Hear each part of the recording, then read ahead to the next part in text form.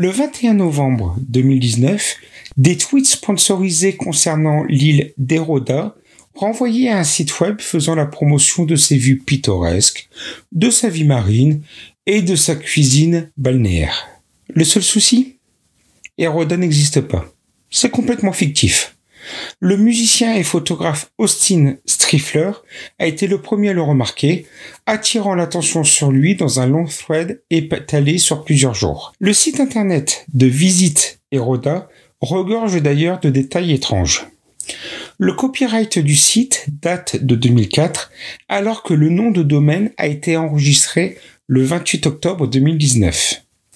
Les bannières publicitaires sont diffusées localement et renvoient uniquement à la page d'accueil d'Héroda. Ensuite, les descriptions. Dans celle du ferry, on lit « Notre recommandation ?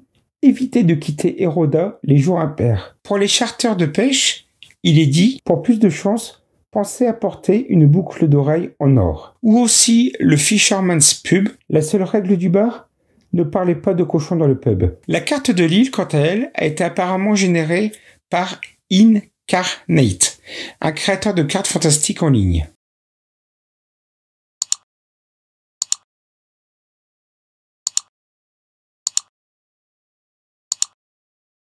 Et plus on avance, plus on comprend qu'il s'agit d'une fausse campagne très bien ficelée et surtout avec de gros financements derrière. Par exemple, le site internet d'Héroda diffusait énormément de publicités sur Twitter, Facebook, Instagram, YouTube et Spotify. Et on le sait tous, financer autant de pubs au niveau planétaire demande beaucoup d'argent. Il y a aussi le nom de domaine qui est géré par Mark Monitor, un service relativement cher utilisé par les grandes entreprises pour gérer et protéger leurs sites. Les fans d'ARG sont partis à la pêche aux informations en partageant le résultat de leurs recherches dans le subreddit r/Héroda, sur un serveur Discord dédié et un document participatif disponible sur Google Docs. Héroda a continué d'alimenter le mystère en sortant une nouvelle vidéo sur YouTube. Make memories for your senses at visiteroda.com.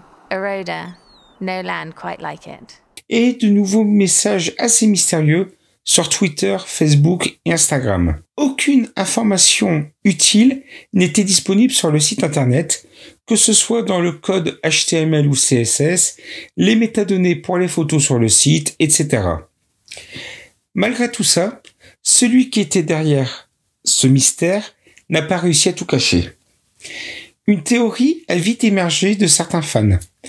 Héroda est en fait une habile promotion pour le prochain album de Harry Styles qui devait sortir le 13 décembre 2019. Au début, l'épreuve était mince, mais au fur et à mesure, tout semblait concorder.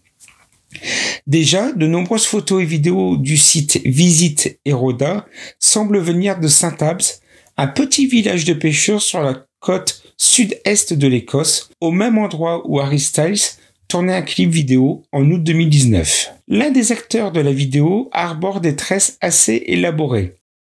La page à propos d'Héroda dit « Les coiffures érodées sont devenues une expression plutôt audacieuse de soi parmi les jeunes de l'île. » Certains noms de lieux sur Héroda peuvent faire référence au titre des chansons de l'album.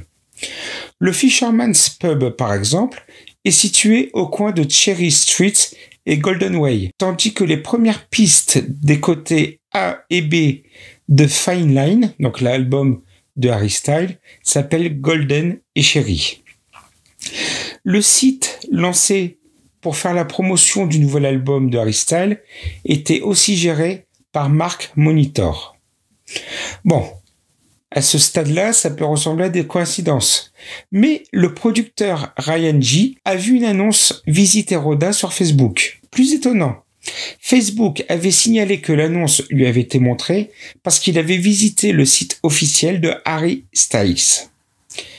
Malgré tous leurs efforts pour garder le secret, l'agence de marketing à l'origine de cette campagne virale a été démasquée par une source inattendue: les outils de transparence publicitaire de Facebook. Pour les non-fans d'Harry Styles, cela peut être déroutant.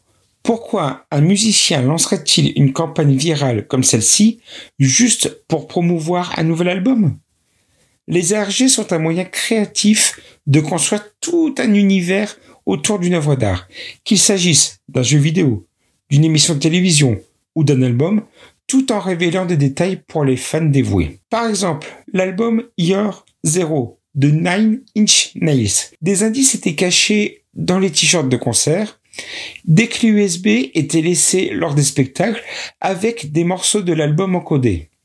Les indices ont conduit à un concert privé du groupe pour les fans ayant trouvé tous les indices.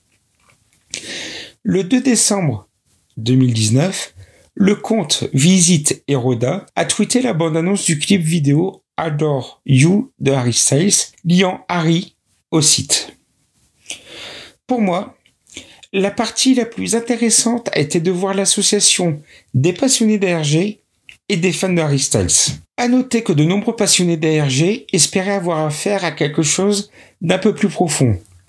Une fois le mystère résolu, la déception a été assez grande chez eux, n'étant pas vraiment fans d'Harry Styles. Le clip Adore You est sorti le 6 décembre 2019 et celui-ci racontait l'histoire d'Eroda. Je trouve que c'est une très belle conclusion à cette histoire mystérieuse.